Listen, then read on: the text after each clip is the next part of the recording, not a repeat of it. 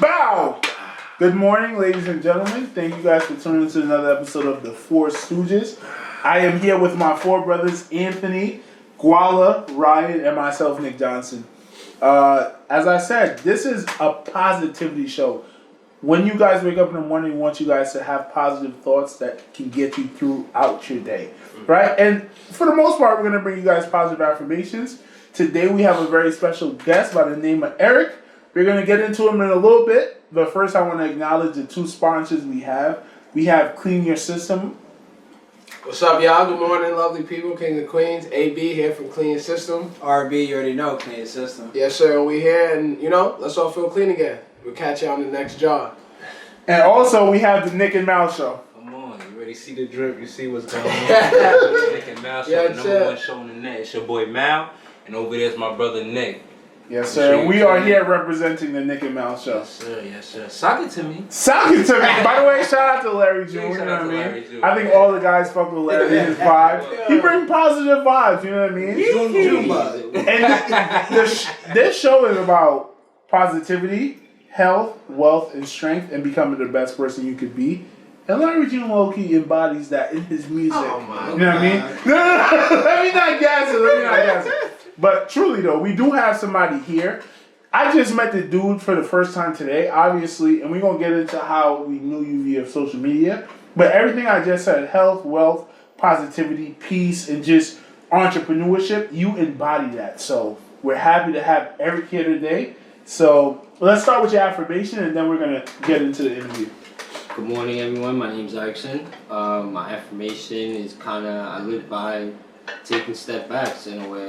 In life, I've decided when I take step backs, I can kind of figure out more or less what I need to do, what I need to get better at, what I need to change, because change is big in life. So at the end of the day, that's what helps me out, and I'm sure that's what will help out a lot of people when you take a step back. Do you feel like you're able to focus more when you do take that step back? I do. I feel like I take myself out of my, no offense, but my own body, and I slow time down in a way. It's kind of weird to say, but it's how I feel. So it's what helps me. I was just telling Malcolm about that a few days ago. Like, my big thing right now is focus, right? Because sometimes we get caught up in the momentum of life, and life never stops. I mean, until the day you die. So taking that step back and putting an end to that momentum and saying, yo, let me see where I'm at, let me see what the world is around me, and how I could, maneuver to... Definitely, and control what you can. Exactly. Control what you can. I like that. So, Eric is here, right? Obviously, Ant introduced us to Eric. So, first thing I want to do is get into how y'all met each other. What up, bro? I'm actually really, really excited that, this happened. Like, we were able to link up, and it's been when did you graduate? What year? 2013. 2013. I was 2 years younger than bro. I graduated 2015, and I want to say that was probably the last time we spoke up until last summer when we first started chopping up about CMOS and your new business. Me and bro met in high school, man. Like, I recently moved to the high school I went to, West Hempstead.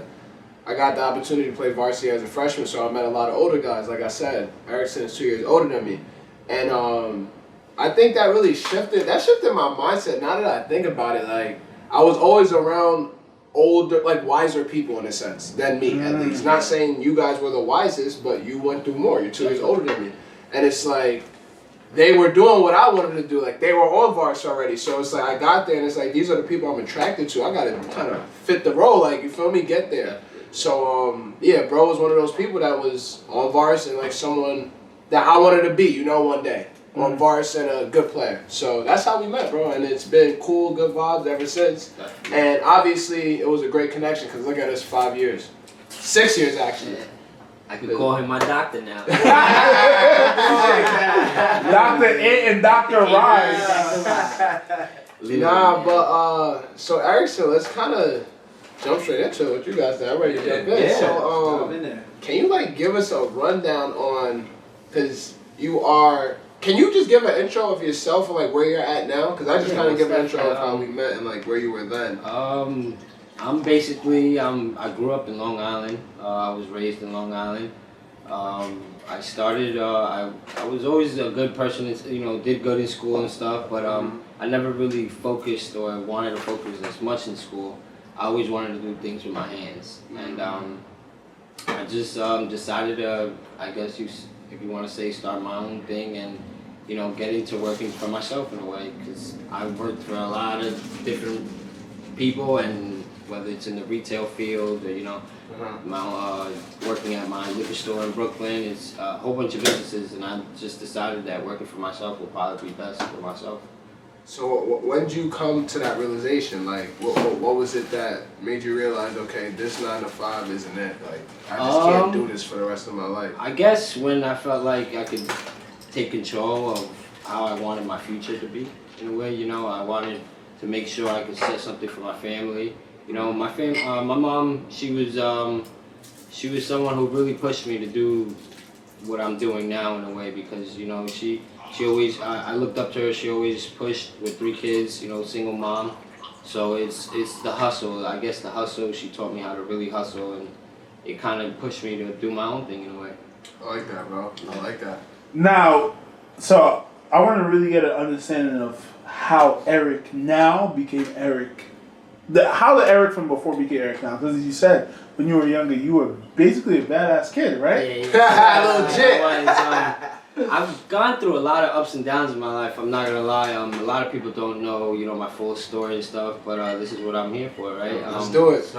And I guess you could say about 2 or 3 years ago, I really fell into I guess the deepest part of my life, where I got arrested for something I never did, and it kind of pushed me to do better, I guess you want to say, because you know, you go through all that knowing you didn't do nothing, and then, you know, at the end of the day, you feel like that's the end, and at the end of the day, it taught me that wasn't the end.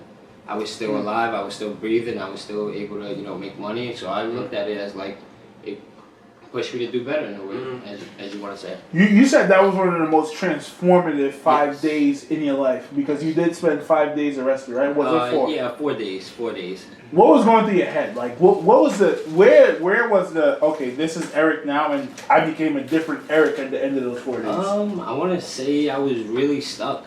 I want to say stuck, like, kind of not knowing why I was there, well, you know, so it kind of helped me with my affirmation in a way. It kind of helped me take a step back in life and realize, like, hey, you're here, but this is not the end, you know, and then looking for answers, you know, you got to take day by day in a way, and at the end of the day, like I said, I made it work. I had my family, I had my supportive system with me, so, you know, that's what really kind of helped me out in a way.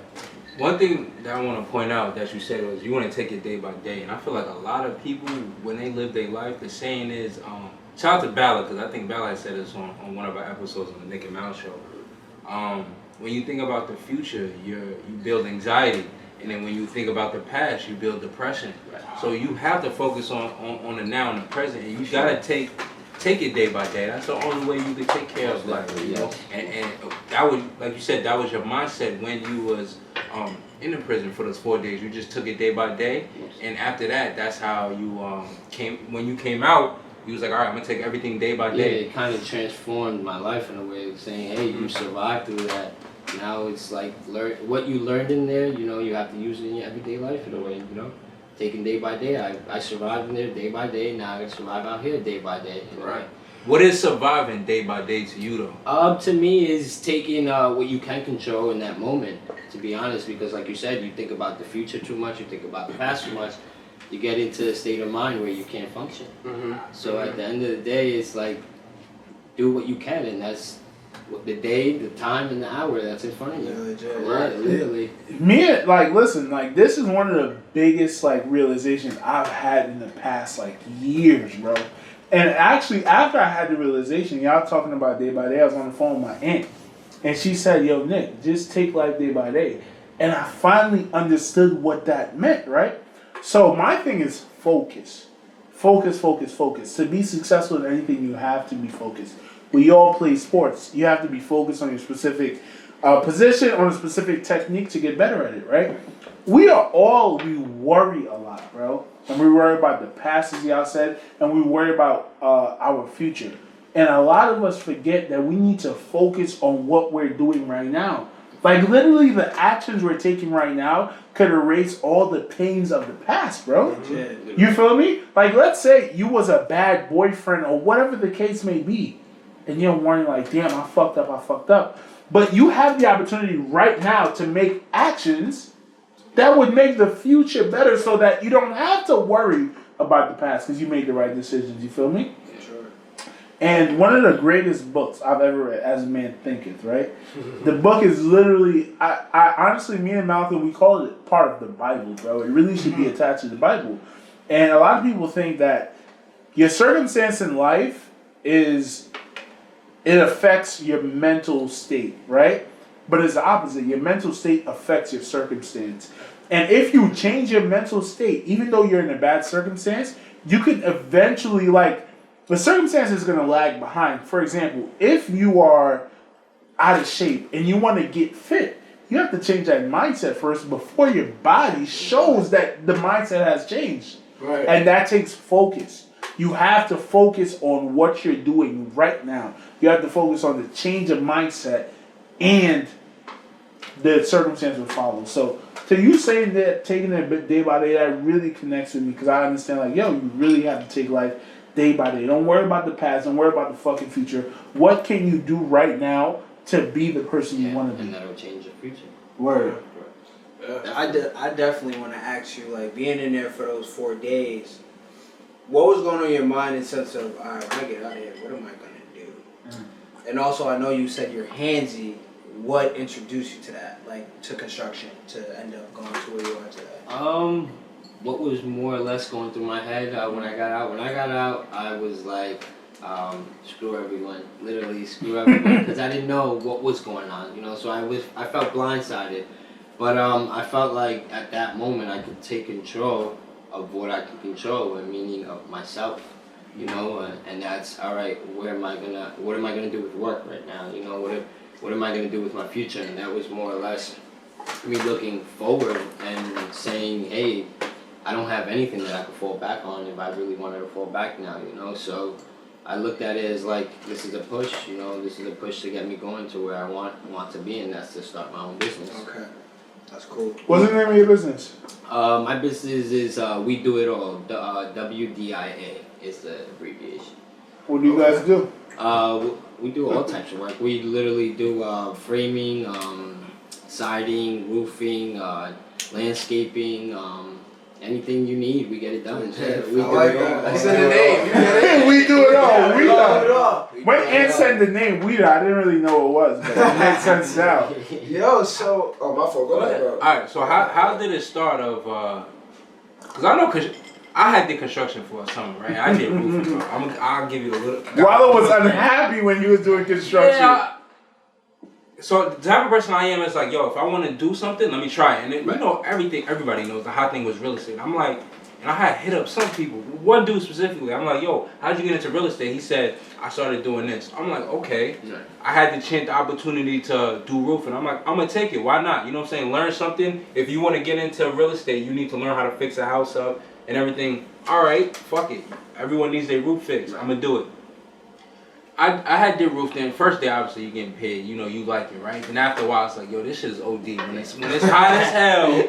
Bro, there's one, thank God I was around the corner from my house. It was one day, bro, hot as hell. And I'm working. I had to go down, walk down the ladder. And every time I walk, it's getting blacker and blacker. This never happened to me. My eyes are just getting blacker and blacker. I'm not seeing what's in front of me. When I sat down, I'm good. I'm sipping water, I'm good. I'm trying to walk to my car. I'm walking. It's getting blacker and blacker. I'm like, yo, I gotta go home and go eat. Thank God I was around the corner. I went home, ate some dates, you know, and came back, and I was good. But I realized, like, yo, this is not what I want to do at all. You know what I'm saying? Mm-hmm. So, like I said, I know there's a lot of aspects when it comes to construction. You said we do it all. Like, what started for you, like, the first aspect of construction, your love for it, and how you know, like, how did you gain the knowledge of knowing everything? We do it all. This all started basically when I kind of took myself and decided to move to Dominican Republic. Didn't last too long, about 5-7 months. maybe 6. What made you move to DR? I wanted a fresh start at that time. I just Okay. wanted to, clear my mindset. I've been going through ups and downs, like I said, I basically, when I came back, it was because I got called to work at a construction job. And I told myself, I was like, I'm not going back till I get what I want, and that was a construction job. So luckily I got what I wanted, and I came back home and I started working for this construction job. I did about 4 or 5 years, and the love for the construction field really grew. I would tell people I do this, that, and they would see how happy I am about it because they knew it was what I wanted to do. And I would have thought I would have loved construction that much, but it actually just fell on me. I guess it's more or less because I'm the type of person to work with my hands. I'm a handsy type of person, so I like the work and I fell in love with it. Yeah, has it ever brought a tear to your eye? Like literally how much you love your job? Because a lot of people do jobs. It could be the best job in the world. For example, Anthony Bourdain, right? He's a guy, he traveled the world and tasted food. This is what he did. He had a TV show where he just tasted a bunch of different food. He committed suicide. Right? So he clearly was unhappy within himself. The fact that you are a construction worker, a lot of people look at this as the most intense job. Like, I would not want to do that. And you fucking love this shit. Yeah, I don't know. It's just, it's who I am. I used to ask myself too, like, damn, why do I love this job so much? Like, and it just, it's, what it is seeing a product, become from nothing to something. It says a lot, and to me it says a lot. And just seeing, from start to finish it, and me knowing I put my hands into that, like, it brings adrenaline rush. It brings joy to me. So I guess that's what really brings the love to construction. That's dope, bro. That's fire, because like a lot of people, they don't really have their hand in the creation of whatever they're working on. Right. Like I know my job right now, like I'm doing one part to this whole thing that I probably don't even know the final form of it, Right. Whereas you're seeing start to finish, you feel me? And then you're the one that's doing it. So it's like obviously that feeling of like euphoria and like, I just completed this and you're happy. I can see that happening. Yeah, that's so now I want to kind of jump into like, say like I was someone who's probably like whatever my age, but like hearing you talk just now, I want to start doing construction. What was like what would be the first steps I would need to take? Like, how would you help someone get started? I would say more or less is definitely know the field you want to really master. Okay. You know what I mean? When it comes to construction, is it work? Is it contracting? Is it just doing stuff yourself in a way, and that's work in a way. Doing it yourself. But there's a lot. You could say there's a lot of different ways to make money in construction. But I guess you could say like I said, mastering what you want to become good in. Like I said, there's a lot of different like sheetrocking, framing. There's different fields to it. Plumbing, siding, roofing, as you said you did. So there's different. You gotta learn to master certain things. And then at the end of the day, I guess you could find out what you really like. That makes sense. My thing, and to me, I guess my thing is framing. I did framing for about 4 years, and to be honest, I've done siding, I've done roofing, I've done sheetrocking, but nothing like framing really sticks to me in a way. You know what I mean? Okay. Is framing like the outside of the crib? No, framing is the inside. It's basically the structure. Oh, so it's when everything goes on top, or in between. For example, plumbing and piping and electricity goes in between the framing. Okay. That goes along with the framing. Yeah, so it's basically the structure to the beginning of everything. I guess that's kind of why I liked it, because it's the building structure of what you're about to do. Damn. So you're seeing this whole, like, say it's a house. Yes. You're seeing this house built before it's built, basically. Correct. Bro, he's seen it on paper. Yeah, the blueprint. Oh shit! You see the blueprint and then you built that shit. Yo. I'm not gonna lie, like Real life sense. That makes sense why you love your job so much. I forgot who it was. The guy who wrote the book about communism. I can't remember his name. Marx? Karl Marx. Come on, One of his big things was commodity fetishism, which is a lot of people buying and being a part of a system and they don't even understand where it came from. Yeah. You buy a pair of shoes, you don't know that some kids made this in a sweatshop. You think it's magic. This shoe just appeared out of nowhere. And that was actually his biggest problem with communism. That what do they call our current capitalism? Yeah. Is that people lose sight of being a part of the start and ending of something. Yeah. And I feel like that's why you're so happy, is because you literally get to see something from the start to the end, and you know how that house came about. Right. Because you built that motherfucker. Yeah. I like to say it's like a producer mindset than a Yes. consumer mindset. And a lot of us don't have that. Right. I used to work in a fucking I'm sorry for cursing. We shouldn't be cursing on Yo, this. it's positivity, but It's that's passion, bro. Right, That's I'm passionate about it though, because I used to work in a warehouse in New Jersey, and you're just like a zombie, just throwing boxes to the left, throwing boxes to the right. Imagine how different that is from his job. Yeah. And I could relate to you, because working in the hospital, bro, when I get to make an old lady who doesn't have much left on her life happy, It's amazing. I've damn near been brought to tears over that shit because I'm happy as hell. Yeah. You feel me? Yeah. That's dope. So, where did you develop this entrepreneur mindset, right? You said, obviously, your family set things up perfectly. Your grandfather, you said, owned a liquor store. Correct. Yes, he owns a liquor store in Brooklyn. Brooklyn. Shout out to Grandpops. Shout out to Brooklyn. What too. part of Brooklyn? Yeah. Yo, what part of Big as Brooklyn? fuck. In Bushwick. Bushwick. Shout out to Yeah. Bushwick. Yeah. I'm saying. That's close to where the guys shoot the podcast, you Sock feel me? it to me. Sock it to me. Shout out to Larry June, man. We here. This episode sponsored by Larry June. Larry June. We need a bunch of oranges just all over the place. Tag Larry doing in the comments. Come on. But you said in high school you had like 3 jobs at one point, and that Yeah, was like a big catalyst for. Yeah, I guess you could say that's kind of what pushed me to have that entrepreneur mindset in a way. I was always working. I always had. There was a time I had 3 jobs at one point, just going back and forth to different jobs, and that's what made me happy at the time. So, I pushed and kept doing it, and then it came to a point where I was unhappy, and that's because you're just pushing and pushing. I think it's key. If I'm correct on we was talking earlier, you said what made you unhappy is that you got comfortable in life because you moved in with your boys, Yes. and you kind of stopped grinding. Yes, exactly. That's what I'm saying. I felt like the work was too much. I'm like 3 jobs. I really gotta hustle to really live like this, And I got comfortable with just enjoying life, and that's hanging around, partying and stuff.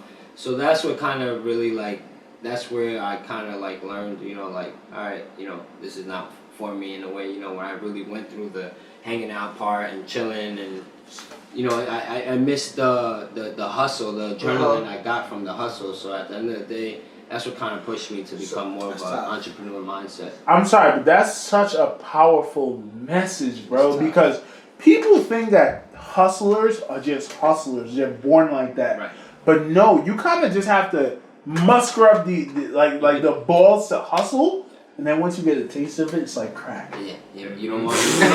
I'm serious. I don't know what that feel like. Yes, but you don't want. But I guess stereotypically, yeah. You feel me? You feel me? You don't want a different feeling. You want to keep feeling that, good feeling of making money and hustling and even learning. Learning how to put money aside. Stacking something like, yo, that's to the Yeah, side. exactly. Wait, so now- especially when you do Okay. big jobs, Okay. That's what brings in the good money. So now you say you got comfortable, or would you rather say, because it's like you never lost that hustler mentality, Right. Because you tapped back in Right. when it was time. Right.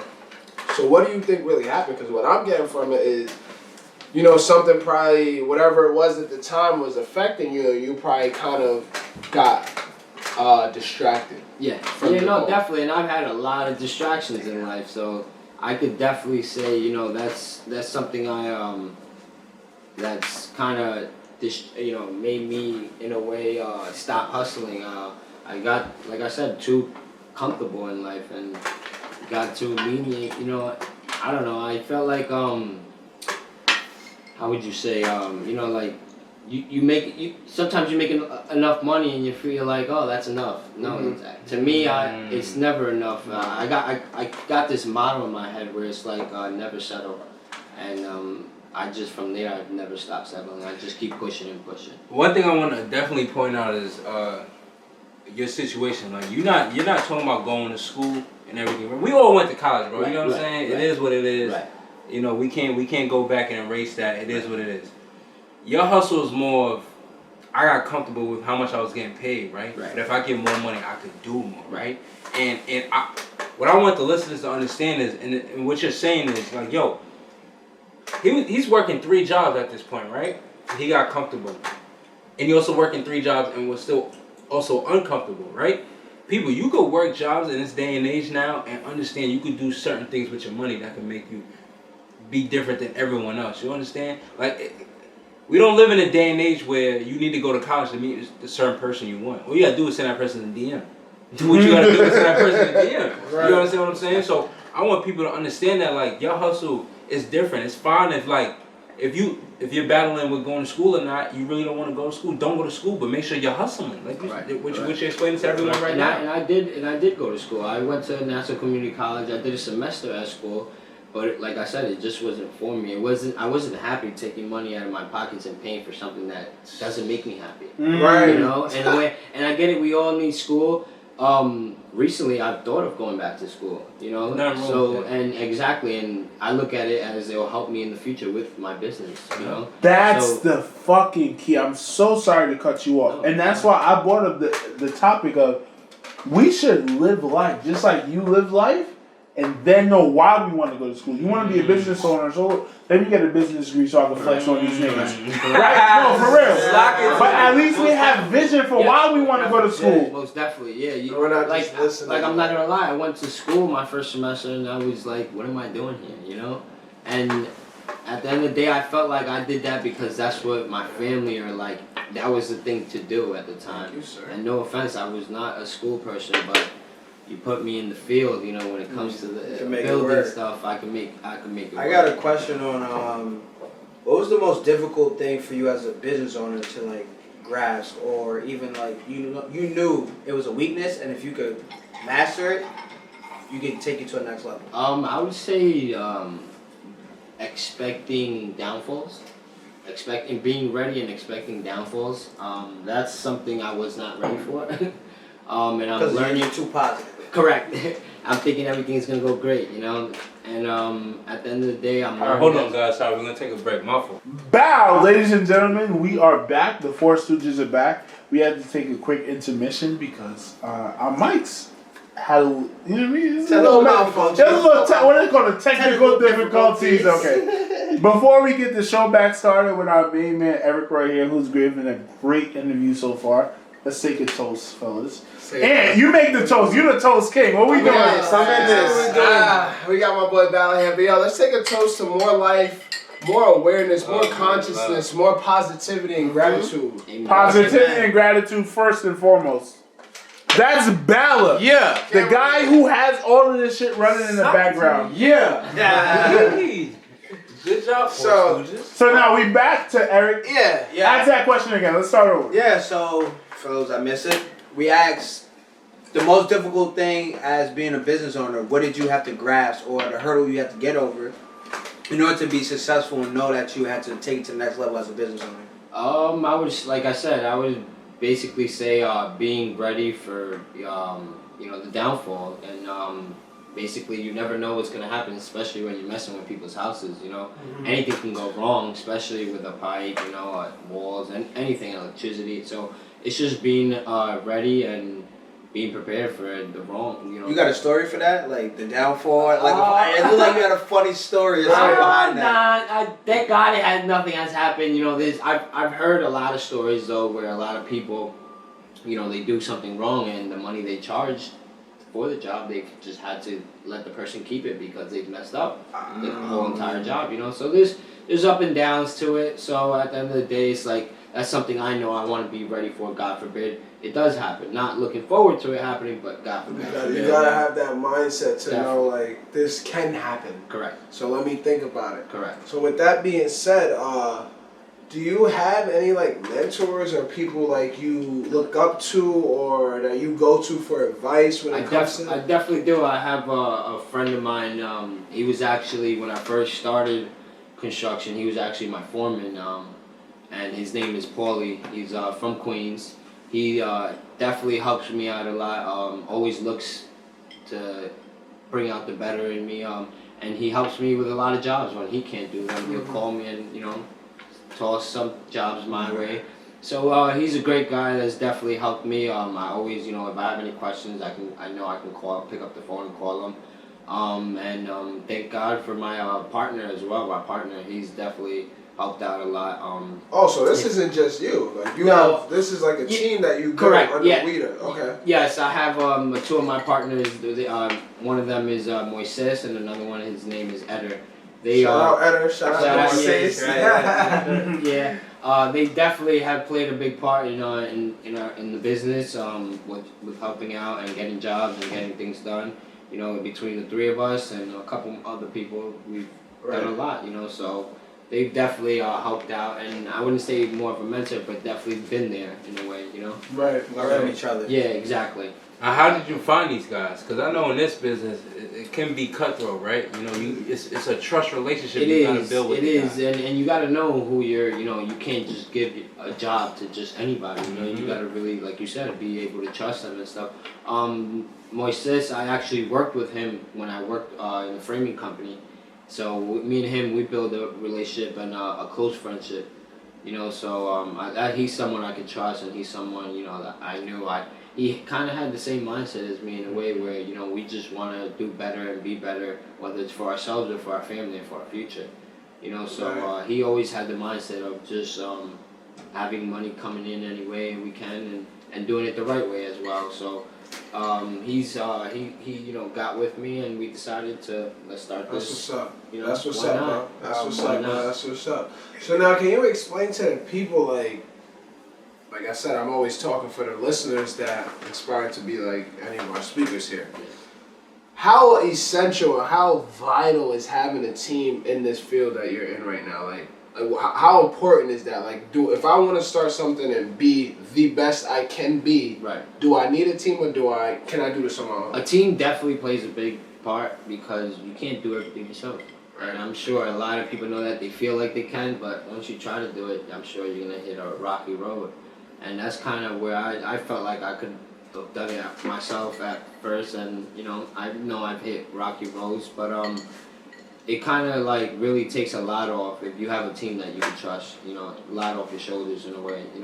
For example, say you have two jobs that you can do at one time. Hey, send half the team to one job and another team to the other. You don't have to be at one job. Why? Because you trust those guys. They're gonna put in the same work they're gonna put in if you were there. You know what I mean? So at the end of the day, it's, having a team, a trustworthy team, it definitely plays a great part and kind of makes you guys unstoppable, if you ask me. And it allows you to focus, right? Correct. Because you don't have to worry about what they're doing. Correct. It allows you to. It allows you to focus on more of the business aspect. Mm-hmm. For example, if I fall sick 1 week, right, and the Three Stooges got to take over for the Four Stooges, I'm comfortable because I know y'all gonna do y'all thing. You feel me? Mm-hmm. So I'm sure the same thing for you. If someone is not able to hold something up, you're able to say, okay, I know so and so are going to get the job done. Yes. So me and Nick, all right, on our show, our very first interview, we had interviewed a gentleman that goes by the name of Chris DeHorio. Big shout out to him, right? Shout out to Chris, man. Yeah, man. Great dude. I had met him at the gym, right? And he would have a Ferrari hat on. And I guess he had paid for the Instagram advertisements. And I had, I'm like, yo, I know this dude. His company popped up and he was wearing his sweater at the gym. I'm like, I know this dude. So I pulled up on him. I'm like, yo, you the owner of North Haven Builders? He was like, yeah. And I'm like, yo, I'm a fan of your work. Chris does luxury buildings, right? He's in the Hamptons. He's in New York City. He's doing, I'm not sure if you guys heard of the Nigga Retail. Is it Nigga Retail? Yeah. Nigga Retail, yeah. Nigga Retail. You guys have heard of that store? All right, so they're changing the way of, that's how we met Piff Marty. For all the people that follow NickandMalShow, that's how we met Piff Marty. A lot of people's favorite interview. Hell yeah. Shout out to me. You know what I'm saying? We appreciate that. Nigga Retail is changing the retail game basically. So they get paid from other companies to be in their store. That's how they pay their rent, right? So Chris had built that with his team. Like, he does luxury stuff. Is that the plan for you, or you're fine with just doing anything that comes to the table? Honestly, at the moment, I'm really comfortable with anything that comes to the table. But that's kind of like a short-term goal in a way, meaning just getting jobs done for the people that need it done. You know, being there for the people. But more of a, if you ask me where I want to take this, it's more or less building a future for like my family and stuff in a way where, you know, a name for our family. If I can, why not? You know, why not try? So I look at it as like if I could build this where the name could be big and hey, the business could run itself in 20, 30 years, why not? You know? Autopilot. Exactly, on overdrive mode, I call it. Right. You know, so one of my friends for that, he put me onto that. But yes, I look at it as like I want to be on overdrive mode. So that's kind of like where I want to, you know, look to focus with the business and where I want to go with it. But at the moment, my thing is to attack anything that I can do. Okay. It's that hustle mentality. One thing I want to say, right, and y'all all gonna know this. Y'all probably haven't realized yet. We interviewed Andrew Palmer first. He was kicked out of the house by his mother. Y'all remember that, right? Eric was also kicked out of the house by his mom. Back to back. Right? Correct. At what age? 18? Yeah, in a way, 18. I wasn't really kicked out, but you moved out. Yeah, I moved out, and that was more of my decision because of how at that time I was a teenager and I just wanted to do what I wanted to do. You know, what teenager didn't? And that kind of really helped me in my life. You know, it kind of really pushed me to change and really see what life's about. It taught me about being a young adult, and that definitely helped me out. But I would say me leaving and moving out at a young age definitely changed. Jordan Peterson, who's like a motivational speaker, but he's not really a motivational speaker like a Gary Vee. He's just a really intellectual dude. He breaks down life to a science. And one of the things he says is a lot of men are depressed because they never learned the value of responsibility. So now you moving out, you were taught, I am responsible for eating, sleeping, rent, everything, right?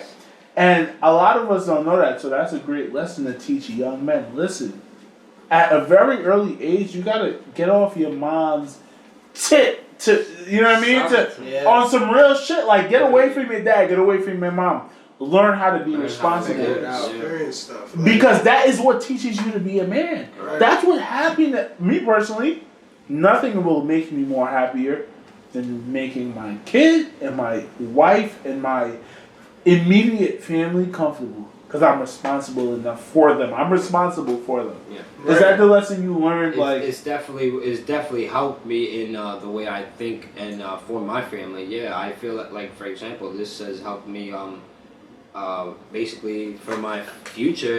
I look at it as like, hey, I want my kids and my wife, my children not to worry about any bills not being paid or not being able to put the kids through school and stuff like that. God forbid, So I look at that as like this business could really, take off and help that in the future in a way, and really secure those doubts that we have about the future. Let me ask you one question, right? And this is kind of morbid, right? Do you feel like that little prison sentence, 5 days, 4 days, was a price you had to pay for the better life for your wife and your kids? It was definitely a part of it, yes. It was definitely a part of it because of how I grown up in a way. Like I said, I didn't go through good things, and I felt like that was a lesson that could have taught me of how I did things in my past. You know what I mean? Mm-hmm. So it kind of like made me want to shift my mindset and what I want in life. So when I came out, that's something that also really drives me and pushes me to do better every day. That's fire, bro. And said it on the first couple interviews, bro. A loss is not a loss. It's a win if you look at it the right way, bro. Perspective. Bro, no matter how life bad gets. I used to watch these videos called Stoicism, right? It's some things where some guys back. I always used to talk to them about not to cut you off. You dumb smart, bro. Where you be getting all this information? I just be trying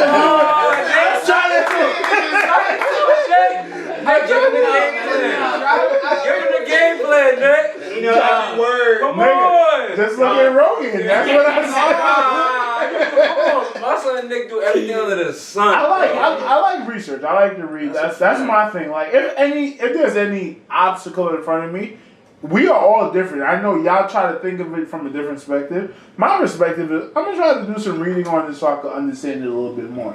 So, and this is a topic that we're gonna get into later on in the Four Stooges about not having a father in the household or having a father in the household. One thing I realized about me is I'm a very emotional person. So I was doing a little bit of research of, why am I emotional? And I found Stoicism, and it basically teaches you how to channel your anger or completely get rid of your anger, right? And that's how I fell into Stoicism. Mm-hmm. And wait, where was I? Stoicism. Oh no, I was just saying. You said you got into I can't even say Stoicism. Yeah. Stoicism. Why? What were we talking about? What were we talking about? Growing up with emotions. What is Stoicism? I can't even say. He was saying about leaving the whole legacy for the fam and everything like that, and then I think you were talking about leaving something for your kids. He said, "You so smart." And then he talking about Stoicism, and then he said, "Yo, you brought something else up." I completely forgot. Whatever how you say it. How is that gonna pertain to what he said? Okay, so you were basically telling us about how that listen, y'all, ladies and gentlemen. Look, I am off the shit right now. I got it. But basically, right? Stoicism teaches you how to be in tune with your emotions and how to be a man in the sense, right? Control it. How to control your emotions. And we all have emotions. Me personally, I feel like I'm more emotional than most people, right? And that's one of the things. Exactly. I grew up with 4 women. My 2 sisters, my mother, and my grandmother. And Bro, I was the only man. I said this on a podcast a few days ago, and I don't know. My mom listens to all of my podcasts, right? And I hope she's not. She's definitely going to talk to me when she sees it. Hopefully, she's not offended when she hears it. And I don't mean a curse, but I love my mom so much that I modeled myself after being a female because I'm like, I want to be just like her. Right. And then I realized, you can't. As a man, you can't be like that. You feel me? On some shit. No disrespect. And the only reason I understand that is because I've had those. I'm an emotional dude. I tell people I'm an emotional dude. Then I had to come to realization. Why am I so emotional? You have to understand. I grew up with 4 women. Like I used to tell women, all I know is women. Right. Trying to get to know you. I grew up with women. I know. So at the end of the day, I came to notice a lot of my emotions came off because of how my mom came off and how I was raised a lot, being around my mom a lot. When did you realize that? I would probably say a year and a half ago, 2 years. Literally, it took me some time. It really did, but it's what's helped me become a man in a way. Because you could like I said before, to change things, you have to recognize first. You have to recognize to really know what it is that you have to change. One thing you told me earlier was you fought a lot as a kid, and I feel like that was a mask for your emotionalness, and you kind of felt like you were a man because you could beat niggas up. Definitely. But then you realize I'm just an emotional kid. Definitely. Yeah, and that's what definitely played a big part in it. Like I said, everybody. You looked at me, you gave me that look, and I'm just like, oh, they really think I'm not about it, So I grew up really fighting a lot, but I think that plays a big part in it. That's fine. The fact that I was always around, women, and I'm emotional. I need to let it out, and that was like you said, a mask for it. What are some of the techniques that you're using right now to not mask it, but to literally get rid of that and be on a more basis level, like, where you're not too high or too low? I wouldn't really say a technique. I would more or less say it's God. It's God himself. I've opened up my heart to God, and that's what my mom really has a big play in my life, leading me into God and knowing who God is. A lot of people just think, it's a word. I personally believe in God, you know, so at the end of the day, it's helped me in situations that I've been in. For example, when I was, you know, doing the 4 days in jail, I spoke to God a lot, and it's helped me, and it's made me feel better. So at the end of the day, that's what, when it comes down to, like, I guess you could say the little changes I have to make, which is anger, reactions, I speak to God before anything. I let it all out, you know. Mm-hmm. So that's what really helps me out in a way. Like, once again, it might not help, you know, a certain person, but it helps out people who believe. Right. Do me a favor and also Google Stoicism when you get home, because it literally just deals with that. It's by a king. He was literally a king. Definitely. And he used to journal every day, right? About his emotions. Like, you're a king. Like, you're allowed to be emotional. Nobody, you are the king. But he was a very conscientious guy, and he wanted to, like, you know what I mean, mellow himself out. So I would definitely recommend that you listen to that. And it definitely teaches you how to deal with those emotions. Stoicism. Stoicism is dope, bro. On some real shit. Lesson of the dead. Lesson of the dead. Right. Stoicism. Right. So now, not to cut you off, right? But now, you know, me and Erickson know each other on a deeper connection, like than you guys. Some of you guys just met him today. So I know you were raised with a lot of siblings, a lot of them being females, like you said. But you guys all really respected your mom and what she did. Yeah. How was the culture in that household? Like, what is some things that, like, you can see in yourself in the successful realm that you see in your siblings? Like, yo, damn, this is really, like, just what we're supposed to do, you know? Like, I would more or less say my mom grew up as a hustler as well. And I guess that's what you could say she passed on to me and my sisters in a way as well, because my older sister finished a 4-year college in 3 years. Congrats. You know, my younger sister, she did about 6 years in college. Congrats. And my mom never really finished school, but hey, she had her children, the next generation, do it, you know? So at the end of the day, that's just a breaker and a starter at the end of the day. And my mom had kids at a young age. 19, by 20, she had 3 kids. You know, at 20, none of my siblings have kids, so we're breaking barriers from the start. Let's You go. ask me, you know, so that's kind of what's pushed me. And like I said, I as a kid, I've had to watch my mom hustle really hard, where she had to work day and night. She was able, I remember there would be a time she would come in the house for an hour, and that was just a shower and change, say hi. So now, and gift head or right back out. gift or curse? You would say what? Gift or curse that you had to live with Definitely your mom? a gift. Definitely a gift. So now what? 100% gift, and it's because look who I am. Look who I am. It's a reflection. It shows in the reflection. So at the end of the day, it's a gift. It's a gift from God, whether we liked it or not. Back then, hey, this is what we're dealing with now, and look where we are now. We're blessed to be where we are. That's if dope. you ask me. Go ahead. I was just gonna say, and like you said, you like to be conscious of what's going on. You probably didn't understand what was going on when you were young, seeing her for an hour. Correct. And now that you're in her shoes, basically, Oh, man, it it's helps like, out yo, a lot. all right, now I see what she had to do, because I don't even have an hour to myself. And that's what anymore. kind of helps me, So, you know, basically like we spoke about before, you know, get myself prepared for the future, because it's like I don't want my kids to deal with what my mom dealt with, you know, or what I dealt with when I decided to remove myself from my home and get into my own situations and have my own bills at a young age, you know. So just me witnessing that is what's helping me get to where I'm at now, and what's helping my, you know, my business will help me get to my future in a way. One question I want to ask you, right? Because you sound like you definitely are going to have kids and a wife. That's your dream, right? Definitely. Ricky Smiley, who's a comedian who has a... Who the hell is this? Ricky, you know Ricky Smiley? Shout out to Ricky Smiley. I know He's not, you know Ricky Smiley? I know it's, Hilarious comedian. Ricky Smiley. But now he has a radio show, right? And I don't know if you guys know, like, Kirk Franklin, there's a little bit of a thing going on with him because he's a gospel singer, right? He presents this, like, pure white image. And there's a phone call with him. Wait. Say that again. Who? Kirk Franklin. No. Right now? Yeah. Okay.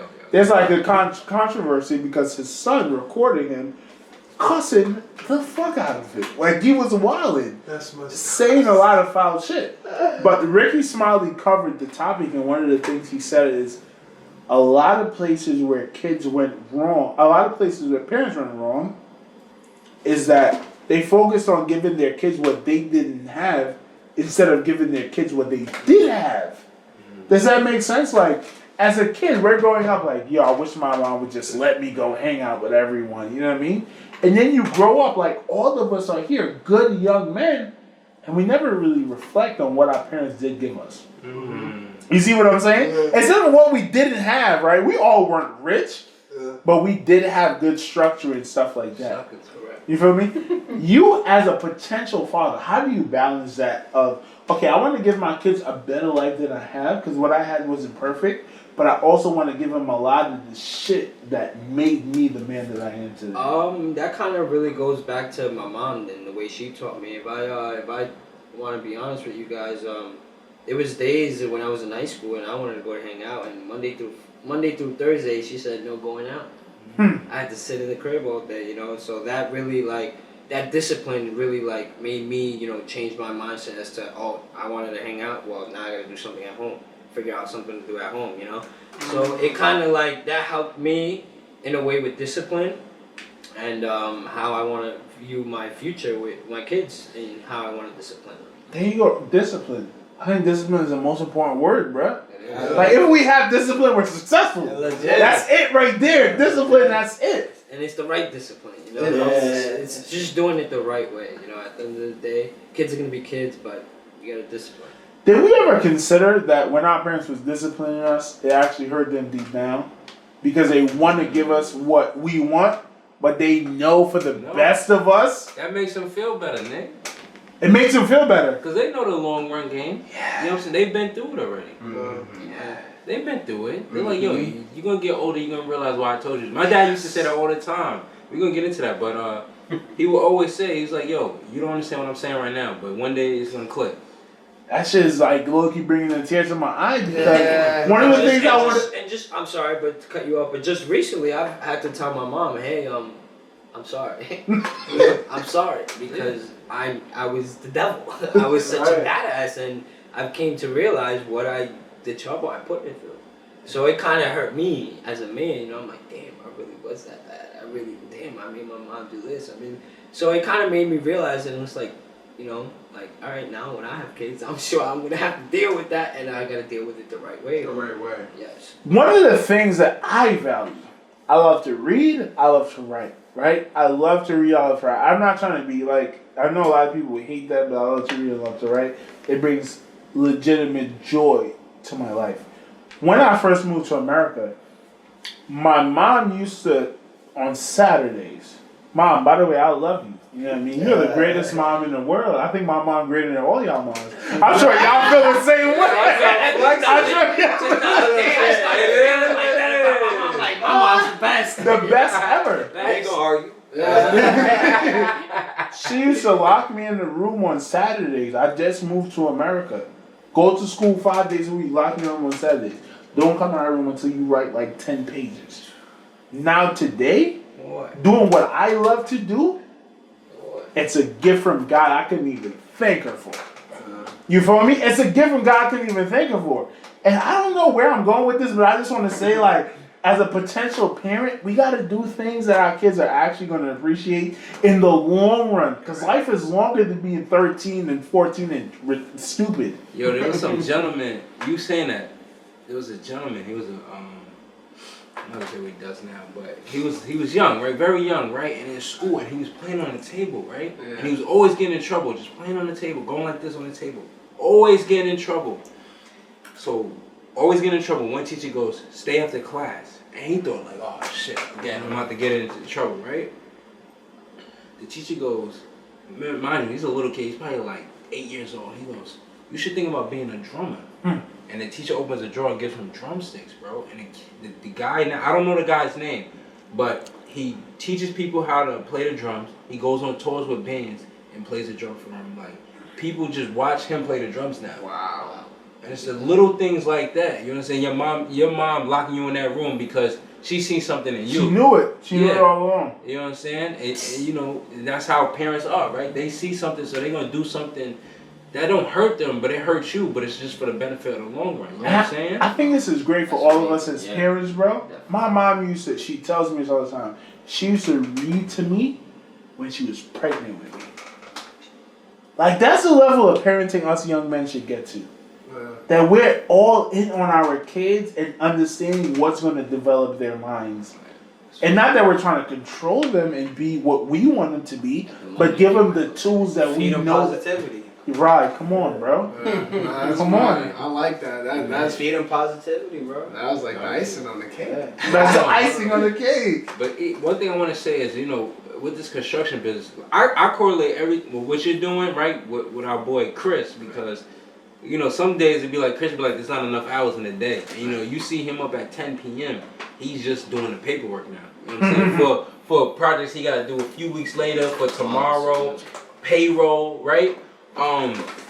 What is your, like you said, you want to leave a legacy for your family, but is there steps to do that, or what is your plan? Like, is there a certain time you're done being in the field with this work where you're doing the paperwork, or everything is out of your control, but your name is still there? Right. No, there's definitely steps to it, and that's starting off with making sure your business is legit and everything. And at the end of the day, like, it does want to. I feel like there is a point where I do want to, push it off to the side and just have my name there and have the work, like I said, work for itself, like the money work for itself. And that's my whole plan and goal. But at the end of the day, I have to make sure I master the work with my hands before I do that, And that to me, if I want to actually put a time limit goal on it, I would say 10 to 15 years. In 10 to 15 years, I want to be able to sit back and say, hey, I could do paperwork today, I like and that. not go out and, putting a hammer in my hand. As much as I would love to, I wouldn't mind doing it, but there's times where, for example, this is going to be for the future. If I have kids and I want to go out with my kids, let me do some paperwork, then go out with my kids. Not let me go build the house and then go out, Because that's what really takes a lot of time, And they both do, but in a way, that's the goal I want to be. I want to be at in 15 years. So that's what I'm working towards. Okay. That's good. That's so hard, nigga. That's crazy. Maybe this is something you never thought about before. We are all big dreamers in this room, right? Let's say become a millionaire. You have like 20 million in the bank account in 15 years. What are you going to do to your life? Money is no longer an issue. And that's funny that you asked me that, because I've been wanting to say that. Where I want to also not only lead this to is my family, but being able to help out, even if it's in the community that I'm living in. Being able to start it, even if it's a workshop. Hey, there's a lot of kids that don't want to go to school. I was one of them. Yeah. All right, you want to do stuff with your hands? Start a construction workshop. So that's something I've had running through my head recently, and that I feel that will help, especially when it's not about the money. Yeah, quick little tip for you if you're already thinking that. What about interns? Like getting little high schoolers that don't want to go to college and it's like, yo, I want to do construction. Yeah, all right, come intern. Exactly, and I could set up something where I could teach these, have somebody or even myself teaching these guys the safety protocols, the first steps into construction. And then, for example, if I do become so big, which I know I will, because that's the mentality I have. But when I do become so big, I have also not only just the field teaching, but the business aspect of it, the paper aspect, to interns, to high schoolers and stuff like that. So that's something I've always thought about and dreamed about that I know I could do when I have the money. What about specifically in DR? I would definitely love to have something over there, and that's whether it's helping the community, with food and starting a plantation thing. I've always had that in the back of my head, starting to, grow food and just support, the community itself. So that's something I've always had in my head. But that comes, that comes first, thinking of it, of course, and then it definitely comes when the money's there. What gave you that idea of making that plantation? I've always, like I said, I've never decided to settle. So I know if you can have money coming in that way, this way, or that way, why not? For example, I've started this my own as you say brand, So I started. What's the name of it? It's Don't Play. People, make sure y'all copy our merch. Don't play. Where can they go to find? They could DM me for their merch if they really want, sweaters, hoodies, and hats, so I have all that. The hoodie is fire. That's fire. First of all, Eric is a fly dude. Like, I don't know if y'all can see the kicks right now. Show the kicks, show them up. Tell us what's going on. I thought the hoodie was just a part of the fire fit. It turns out he owns a motherfucker. Exactly, right? Why not? Why not You own own it? one thing, Why you not own own it? So I look at it as like, you know, it's more income. I look at it as like, why not? You know, that's what a motto I've always had from one of my favorite basketball players, Russell Westbrook. He always says, why not? Why not? And I'm sure if somebody can give me an answer to that, I won't do it, but why not? Why not? That's a bro? sneaker, right? It's called Why Not? The Russell Westbrook Yeah, sneakers is yeah, Why Not? sneakers, yes. One thing I want to point out though is somebody, I think Nick was getting a haircut. I think it was Nick getting his haircut, and I had said it. I've been thinking like this for the whole week, honestly. I was like, yo, big shout out to Larry June, but I'm like, yo, like, you dead ass could take your name and just put a .com to it, bro.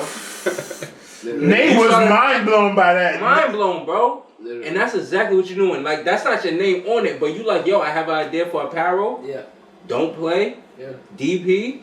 Whatever you want, put a .com to it, bro. Someone will be like, all right, I'll send you money for that. Yeah. I'll buy it. Yeah. You know what I'm saying? Ironically- It's another stream of income. They'll catch the right eye. At the end of the Ironically, day, you only lose when you don't try. You don't You try. only Only a lose when you don't fool try. loses because he doesn't try. and ironically, he didn't play. What with it. homeboy said before, Not playing. the cemetery is the richest spot. the richest spot, the yeah. wealthiest spot.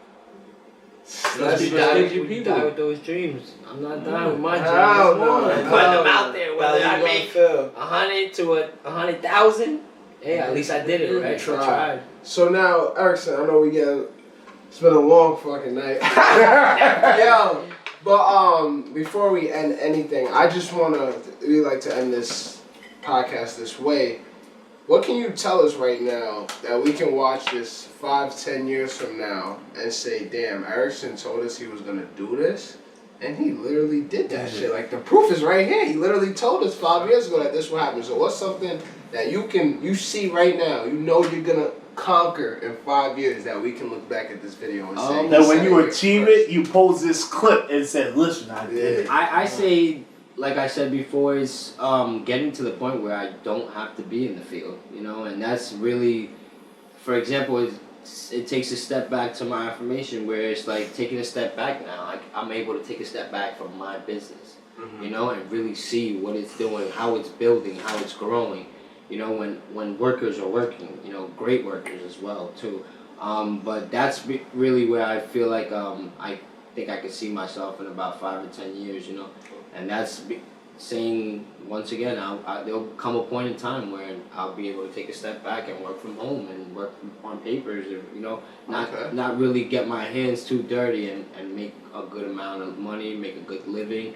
Because like at the end of the day, it's not about the money. I do it for the love. So that's something I see myself. That's what's up. That's what's up. That's what's up. So now, what's something you can leave? What's a good like quote or something you want to leave the people with, so they can, like, you know, aspire to be as motivated, as confident as you? I would really say just don't settle, like I said before. Because if you settle, look at me. I would have settled for that construction job that got me to the happy point. You know, I was happy working for someone. You know, it came to a point where I was like, I'm not gonna settle for this. I could make myself happy doing it alone for myself with my name on it. You know, so I would most likely say never settle, just keep pushing. Which is so interesting because you was happy with what you were doing, Right. but you still never settled. Exactly. I just kept pushing because I know there's more that could come out of it. I like that. So at the end of the day, it's just never settle. When does Eric retire? What's the retirement plan? What do you need to retire? When I'm 6 feet under. So? When I'm 6 feet Let's stop